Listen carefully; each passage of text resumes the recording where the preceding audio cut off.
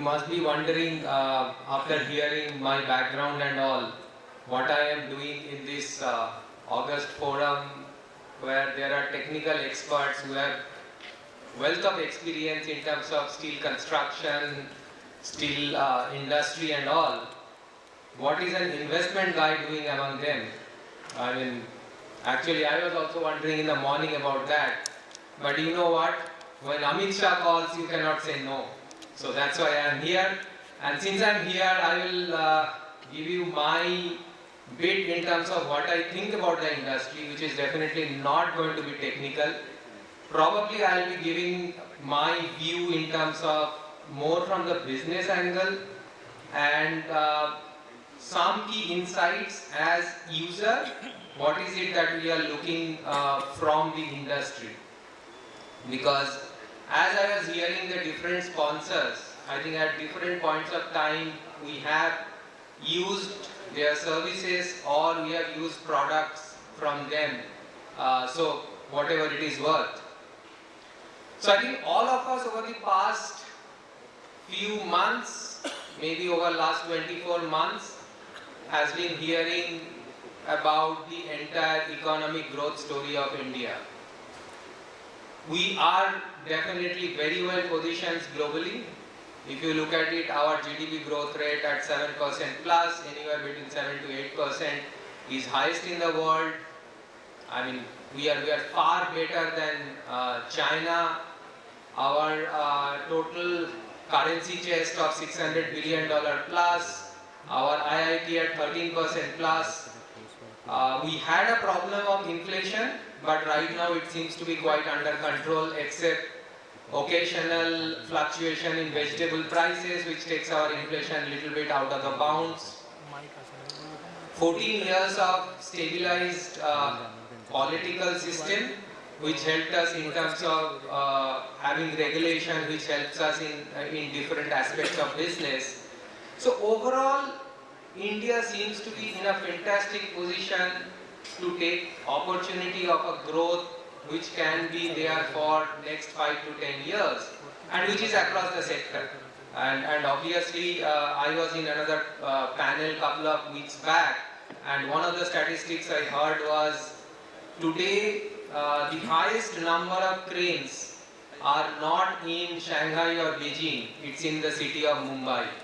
So that talks about the amount of construction and the amount of infrastructure that we are building, and this is going to give us benefit over the period of next 10, 20 years and years to come. It is a period of opportunity.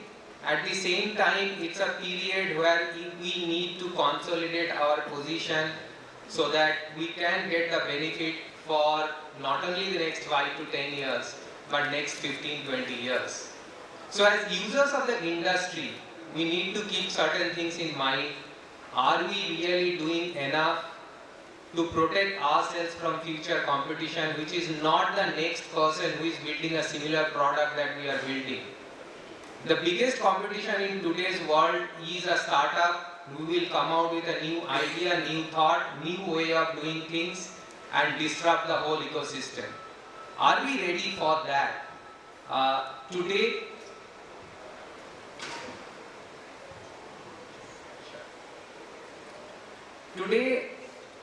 most of, if you look at construction and building material industry, except few incremental innovation here and there, it's mostly been similar products, similar kind of a methodology that we have been following over the last maybe 100 odd years. With the technological changes, there is a possibility that tomorrow there would be something which will completely disrupt our industry, and suddenly we will find ourselves out of the business. I think it is a good time where we are having a good runway in terms of demand to also spend time and money to innovate so that we are protected ourselves from future disruption that is quite possible. Like I was reading about something in terms of 3D printing. Now 3D printing today, they have started with small houses. I mean, there is a small post office in India which is today we use, which is through 3D printing.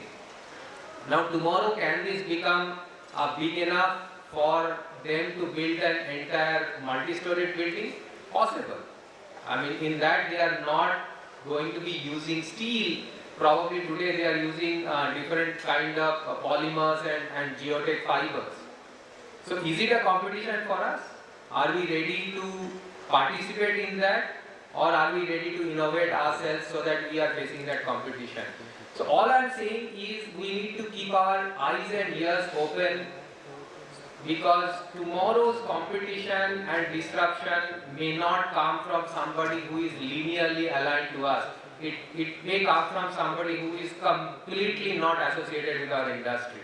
I think it's a good time when we are having a good runway, good demand, to also spend time and energy in terms of focusing on that and keeping ourselves prepared. And the last point I would mention is with respect to the environmental consciousness. Building material industry, especially the steel and cement, has the largest footprint in terms of carbon. Are we doing enough to lessen the impact of carbon that we have on the environment? Are we trying to innovate, even if it is incrementally, to address that issue? Because it's not only tomorrow's competition is going to be because of a new product, but it also can be from financing. Tomorrow, how can we face a problem if we are not doing this? I can give you one example. Today, if you look at globally, there are a lot of large financing providers, including banks, who have stopped lending to people who are not EHS compliant. There are different companies who have taken a conscious call that they will not be funding any project which is not green. So tomorrow what it will mean for our industry is that our cost of capital is going to increase, which means our product cost is going to increase substantially. So even if it is not competition, because of our product costing, we suddenly may be out of the market. So these are some of the things we also should not forget in a market which is good for us, demand is good, but obviously these are some of the things which I would want us to be deliberating also in next today's session when we are discussing about various design features. I think that's all I wanted to share with you, and these are some of the things I wanted our guests to leave the thought with. Thank you very much for inviting me, and have a great